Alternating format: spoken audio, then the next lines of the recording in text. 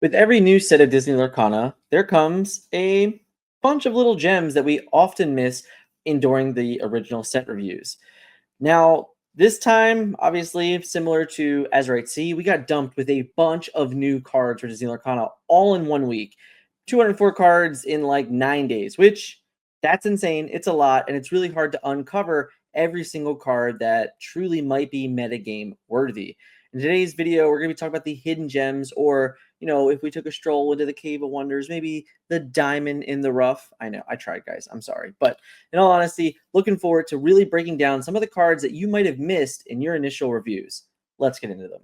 Tinkerbell, the Insistent Fairy, is a 2-cost inkable, 1 strength, 1 lore, 1 willpower with evasive and the ability pay attention. When you play a character with 5 strength or more, you may exert them to gain 2 lore. Tinkerbell is really incentivizing a new type of deck building in a way for Ruby decks. I like the idea that a lot of the cards in Reign of Jafar, and in all honesty, in this video, are very much like combo oriented cards. And it's kind of just creating this new version of deck building. We have become so accustomed to just playing the same cards from sets 1 through 4, which is, in my opinion, why we're getting rotation. I know in another video, but I think that this is the type of card that they are really incentivizing you to play and build with new cards that we haven't before. So while this card is brand new, it is a legendary, and it might be a bit under the radar, it might be worth picking up early because this ability is quite interesting. I want to note that there are 2 different ways to really identify how this ability works. The first is with Lumiere. Lumiere gives all characters +1 strength. So therefore, any 4-cost character would come in to play and be a 5 strength character, which would trigger pay attention. So as an example, if we had a Lumiere and then we played a Merlin Goat, the Merlin Goat would come into play and trigger 2 different bagged abilities, the pay attention and his own ability to come in and gain 1 lore. So therefore, you'd be able to pay 4 to gain 3 lore upon playing Merlin, which is quite interesting. However, the offset of that is that a card like Wreck-It Ralph, the backseat driver, with his ability of charged up, which is when you play him, you may give him +4 strength, or give a racer +4 strength, I should say. This would not work with pay attention, because when you play the character, the pay attention would trigger if it was already 5 strength. But because it is another triggered ability that has to go into the bag, you will actually miss the window for pay attention. So just when you're kind of constructing this deck and kind of understanding what the combo-esque cards to work with Tinkerbell, a character like Lumiere does work. Obviously, a character like Madame Mim, Tiny Adversary, does not work because it's Challenger and not Natural Strength. So just so we're clear, we're looking for specific cards that already have 5 strength or that can go from 4 strength to 5 strength. And if you're looking for it, we're going to have a deck for this actually already in the Metafy, and there's going to be a video about it coming up. All in all, I really think that Tinkerbell is a card that no one's not necessarily talking about, and the ability to immediately gain 2 lore upon playing cards is one of those that just don't really exist. The idea that we can go and we bounce goat and we win a bunch of games that way is notable. But now we can turn all of our bigger characters into just exert gain 2 lore. What does it sound like to play a Maui and instead of recklessing in and running in and banishing something, we just say, well, I want my Maui to instantly gain 2 lore. I think it's very interesting. I think this is a card that it's going to need a little bit of time, a little bit of tweaking, but there's definitely something there for this Tinkerbell to just be successful and really cheat lore and definitely create lines that players are not expecting at all. Speaking of 5-strength cards that you could check out, Prince John, the Fraidy Cat, is a 3-cost uninkable 5-strength, 5 willpower, 1 lore with the ability Help, Help. When an opponent plays a character, deal 1 damage to this character. I love stats, and that is exactly what this guy is. 3-cost, 5/5. Listen, Prince John banishes just about everything. And the idea that it plays so well in Amethyst with Belle and in Amber with Rapunzel, this card is just actually insane. Your opponent has to really decide how they're going to utilize it, how they're going to interact with this 5/5. If they leave damage on it, you can really punish them for doing so. I just think that Prince John is going to be one of those cards that not enough people are talking about, and a 5/5 stat line on a 3-cost card, whether it's inkable or not, is enough to give this card a little bit of testing time. I think it's very powerful, very good, very interesting, and definitely different. That's what I really love about this card and what it is embodying in Reign of Jafar. We got a couple new racers that are very exciting. So from left to right, we have the Wreck-It Ralph backseat driver that we just talked about, the 3-cost 4/2/1 lore. It's inkable. It's got the ability charged up. When you play this character, chosen racer gets +4 strength this turn. This is great. It's a shift target potentially. It's inkable, and it's filling a role and allowing your racers to trade up. Now, the King Candy Sugar Rush Nightmare is a 3-cost inkable, 3 strength, 2 willpower, 1 lore with the ability a new roster. When this character is banished, you may return another racer card from your discard to your hand. Again, having another way to really utilize racers and all of the synergy that's going together with the other King Candy of when a racer is banished, you get to make an opponent banish another card. These are just all these things that are really adding up and hopefully creating enough synergy that this deck ends up being a real tool to be used in the metagame. It might be too soon. We might need rotation first, but I really do think that we're getting very close, and it's very, very budget friendly. I think when I put this deck into Dreamborn, it was less than $50 still, so might be a good reason to just pick up all these cards preemptively before rotation. Of course, the last but not least, the 2-cost inkable 3/1 with 1 lore, Vanellope Von Sweets, the spunky speedster. She just has evasive, but what it does is that it offers you an evasive tool in your racer deck to interact with other problematic cards that you don't really want to. It means you no longer have to play a card like Pegasus. You just have this option that in your archetype, you have a racer, you have a princess, you have a hero, and she is evasive. She's covering a lot of different things that you may need to cover in deck building. All in all, I think Racers certainly did get some help. I think all 3 of these cards are playable, and I do think that Racers got a little bit closer to being a viable deck within the metagame.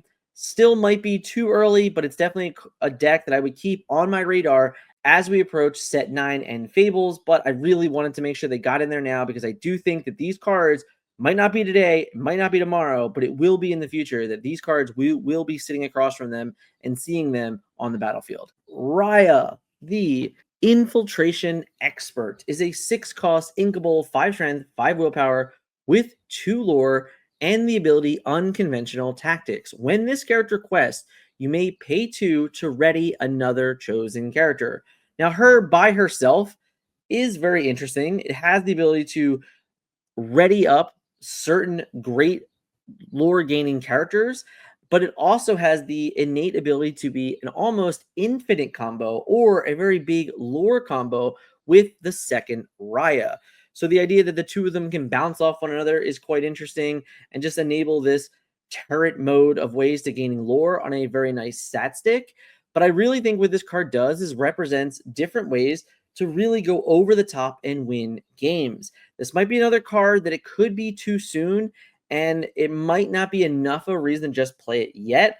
But I think as a legendary, it being added to a deck, for example, like Emerald Sapphire, which already had kind of this mold and ways that it was really looking to get the most out of a card like Mufasa. Raya plus Mufasa is a very, very good combo. The idea that we can Raya Mufasa, we can utilize Inkizer, we can still have Clarabelle. You can basically have all of these other characters that are way more of a threat than Raya herself, that by the time you get to play Raya, your opponent might not have a good answer for her any longer.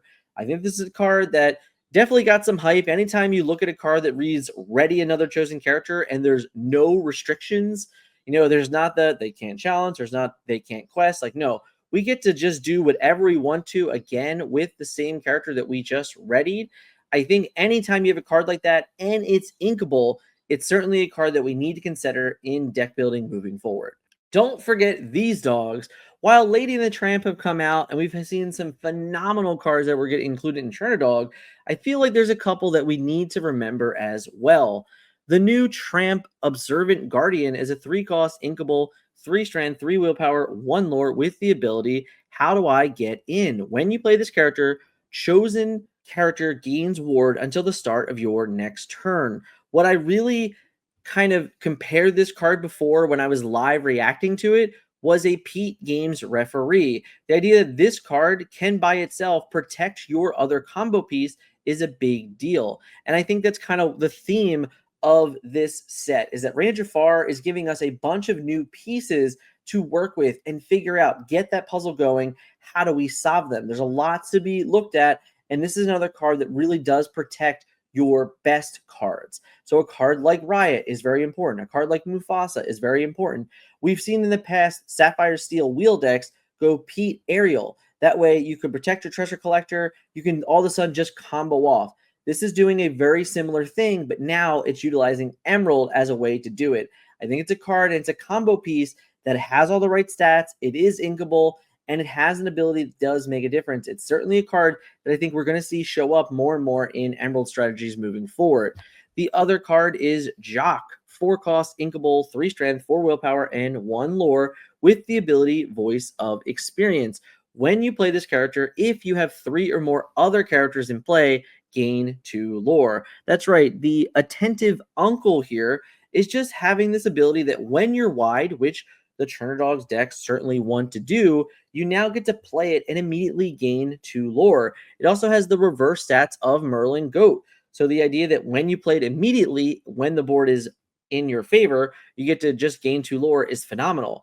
But it's also a card that when the games aren't going your way, it's still an inkable character, which is nice. The 4 willpower, I do think is relevant to the metagame. It's really forcing a very specific subset of removal. And with that, I think Jock is going to find its home. It might not be a 4 of, it might not even be a 3 of, but definitely a solid 1 or 2 of that's going to be utilized to gain lore on your wideboard states for decks like Turner Dogs. Emerald really was missing a certain particular piece to be a very good control deck. And I think finally, in its own way, we receive that. Lewis, the endearing alligator, is a 3 cost inkable, 4 strength, 3 willpower, 1 lore with 2 abilities. Sensitive Soul. This character enters play exerted and friendlier than he looks. When you play this character, chosen opposing character gains reckless during their next turn. This is effectively, in its own little way, an Emerald Madamim Fox. We're going to come into play. We're immediately going to give something reckless, which is going to force them automatically into this 4/3. This is the ultimate Daisy Duck remover. It banishes Daisy Duck like it's its day job, but it also helps get rid of pesky other characters. Helps get rid of Piglet. It helps get rid of cards like Duck, cards like Smee. It's going to just really prevent your opponent from gaining lore early. The idea that it can basically remove any 1 or 2 cost character and threaten immediately with them having reckless and not being able to quest is huge. Also, you can catch opposing characters off guard if they don't have the song to sing. Lewis can potentially get rid of an Ariel Spectacular Singer, which would be insane. It can get rid of a Troubadour. It can get rid of a Vanessa. It can really turn singers off and punish them if they do not have the correct songs to be sung when necessary. Or it might force them to activate a song on a card like Lewis, which protects your next threat a little bit more. All in all, I think Lewis is a wonderful character for Emerald control decks. It might even see some play in aggro decks. I don't know that that's going to be a true statement, but it's definitely a card that'll be interesting moving forward. The fact that it's inkable, the fact of what it does, it's a very much when you are going second card that can flip the game back in your favor and kind of even out lore totals. I really do love Lewis, and I think that this endearing alligator is going to see a ton of play in the Raya Jafar metagame. Bolt, down but not out, as a 3 cost inkable, 0 strength, 4 willpower with 4 lore and the ability none of your powers are working. I think the flavor for this card is off the charts, but the question remains, is he worth it? Obviously, he is a dual ink character that can only be played in Amber Steel decks, but this ability to have a 4 lore character for 3 is so very good. Obviously, it's another card that's very weak to the Ruby matchups that we are technically not very great into, but it's really double downing in so many other matchups. It's not super friendly to Madam Mim Fox, but it's also, hey, we're playing a deck that's going to be kind of offsetting your opponent's cards the whole time and not really enabling them to even to be able to play Fox. I think if there's any world that this card gets to ready, you can really do some very unfair things. The idea that we can play Bolt, have him live through the turn and survive, and all of a sudden start gaining 4 lore, and then play a card like Sven. You might ready it, it's now protected. We can gain 4 more lore. We can play a card like Simba, and when we do that, we can ready this character after it's quested. I think that this is one of the most scary cards in the game, and it's honestly way more scary than a card like Gantu. Gantu is a 5-cost inkable character with 3 willpower.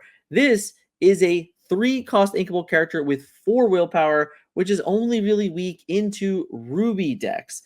I really do think that this card might be enough of a stat stick that it makes an impact in the metagame early for aggressive strategies. Amber, Amethyst, Encanto Songs is a deck that we talked about way back when in the start of the Arceus Island metagame.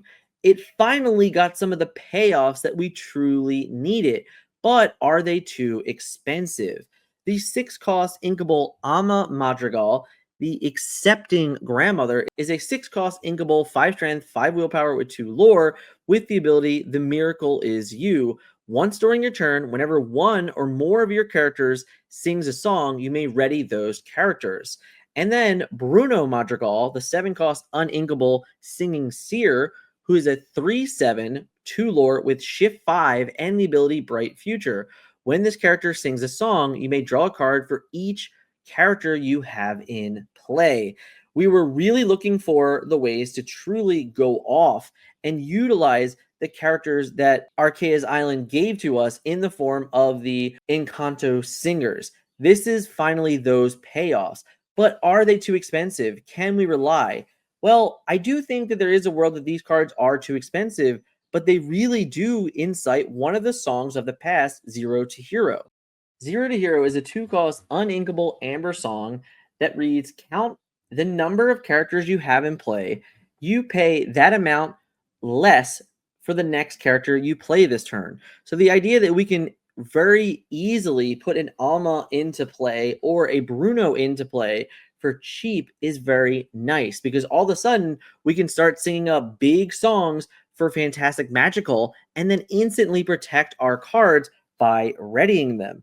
I think this is very, very important, because not only does it say to ready those characters, it means they can also quest. So once again, we're setting up this big combo turn where we might sing with all of our characters for a Fantastic Madrigal, draw a bunch of cards, gain a bunch of lore, and then have the ability to right away turn and quest and gain double the amount of lore in one turn. I think this was the payoff that we were hoping for. I don't know if it's going to make it a tier 0, tier 1, even maybe a tier 2 meta relevant deck, but it's definitely the payoff that Encanto was hoping for, and the Madrigal family just needed all of it to come together to really start winning games of Disney Lorcana.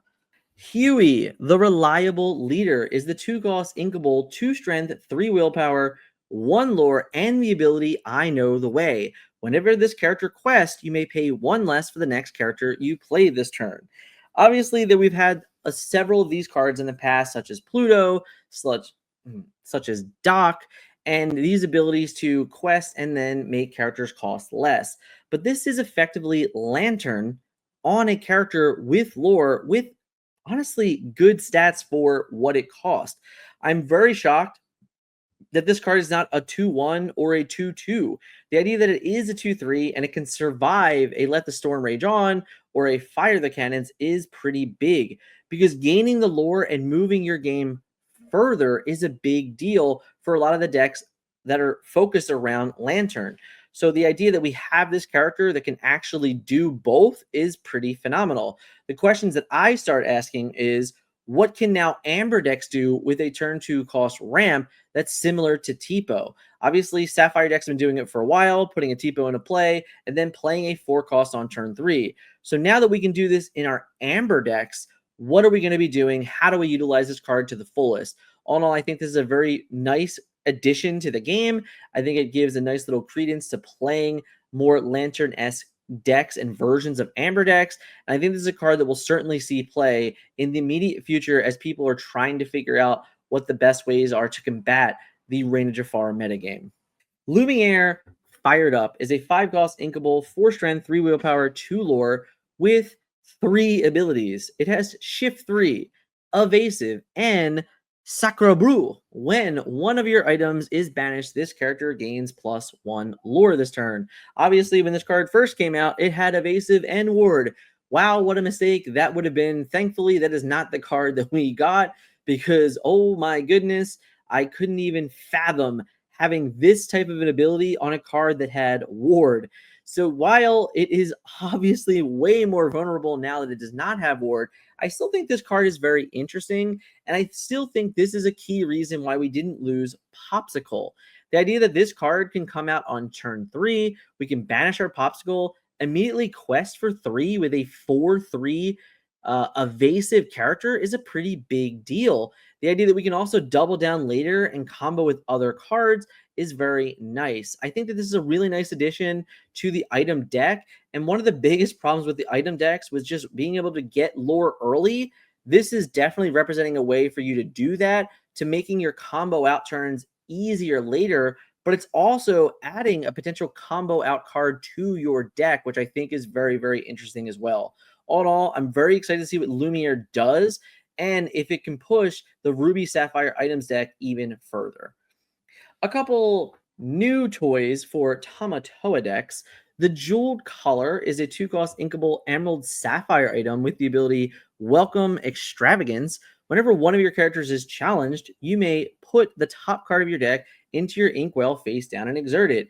Playing a Jeweled Collared and then a Lewis automatically gives you an extra ink and effectively gives you a ramp on turn 3, so you get to untap with 5 ink on turn 4. I think it's very interesting. I think this card is going to be problematic, and I think the idea that it's not from your hand, it's just simply, nope, take it off the top, put it in, that's great. It adds another item to that deck that was kind of playing a bunch of items that were very fringe and kind of mediocre, and now you have a little bit more choice, and it's going to give you and accelerate you into bigger and better things, making it easier to play cards like Mufasa as an example, making it easier to combo out and play a Clarabelle and then shifting a Clarabelle immediately.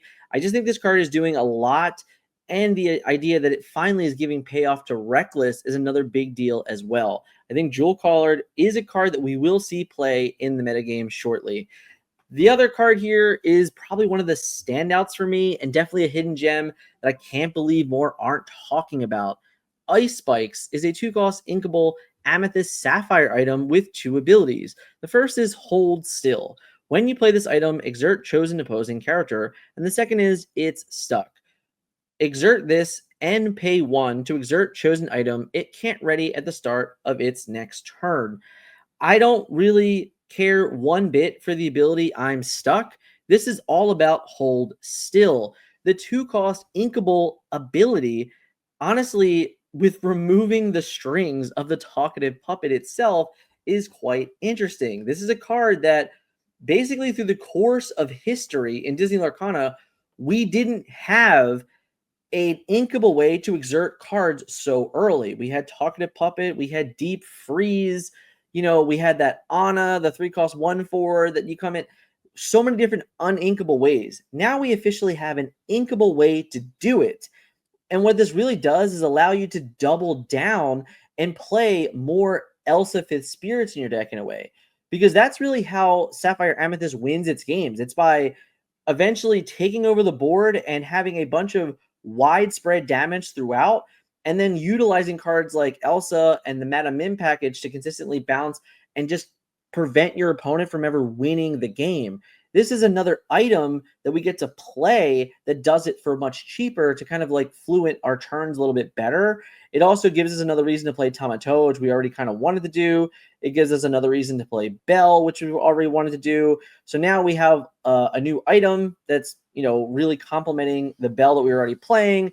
That's also complementing Unto the Unknown. So there's just a lot of like little things that I think Ice Spikes is doing. I do really think that this card is one of those cards that when it first came out, maybe people just read the second ability and said, why would we ever do that? I don't even care about that text at all. This is all about hold still and what it can do for this deck. And I think it's a perfect card and a perfect dual in card specifically. Even just playing hold still to exerting a character to then being able to sing into the unknown to get rid of the problems is a big enough reason to play Ice Spikes. Vincenzo Santorini is a large explosive expert. The 7-cost inkable, 2 strength, 8 willpower with 3 lore and the ability I just like to blow things up. When you play this character, you may deal 3 damage to chosen character. Okay, I know. We look at this card and we probably don't think it's gonna be good enough, right? I don't know. Honestly, this is the type of card that I think is very good.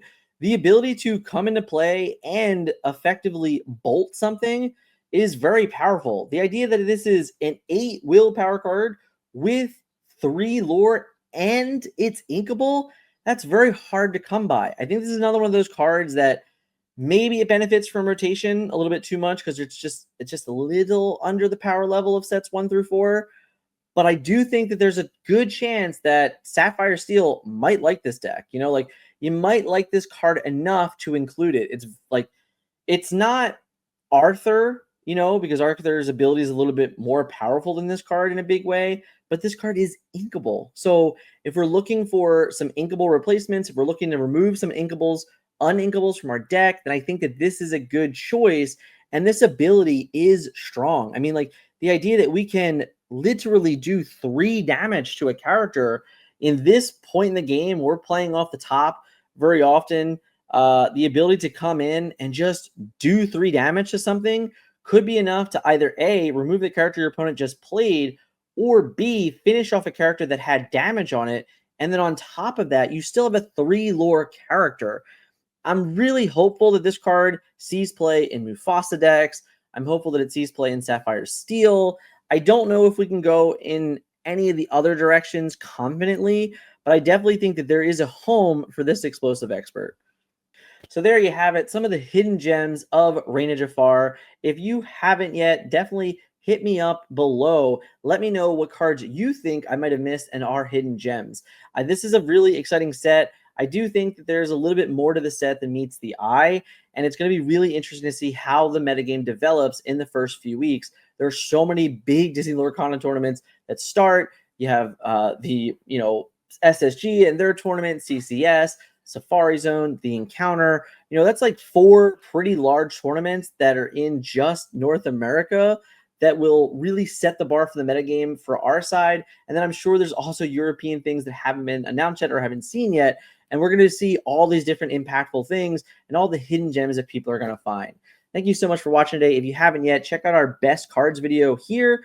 And if you're really interested and you want to stay tuned, make sure you hit subscribe. The next video coming out is going to be the most overrated cards in Raya Jafar. It might already be right here.